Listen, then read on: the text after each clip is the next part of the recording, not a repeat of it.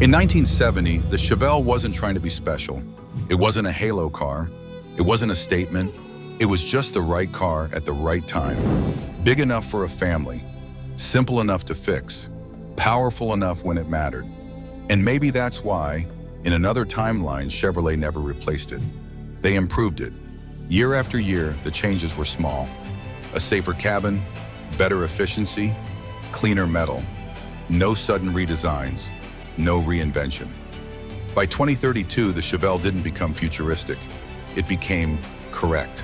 The familiar shape remains, that gentle Coke bottle curve along the body, a long hood that still means business, and a stance that looks planted even standing still.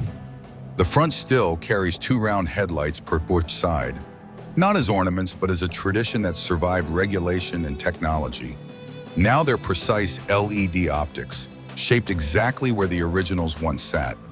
The grille is simpler than before, because over decades, engineers learned most decoration eventually disappears. Along the sides, the panels are smoother, not stylized, just refined, as if every generation quietly removed what wasn't needed. Underneath, the noise is gone. The vibration is gone, but the feeling isn't. Acceleration is immediate now, predictable and steady, the kind of power you stop noticing because you trust it. Inside, nothing tries to impress you. You still sit upright, you still see over the hood. You still understand every control without learning it. Round gauges remain in front of the driver, but information only appears when relevant. Most of the time, the car stays quiet, because this car was never meant to perform for attention. It was meant to work. The 2032 Chevelle isn't a tribute to the past. It's what happens when a good design is left alone long enough to become permanent.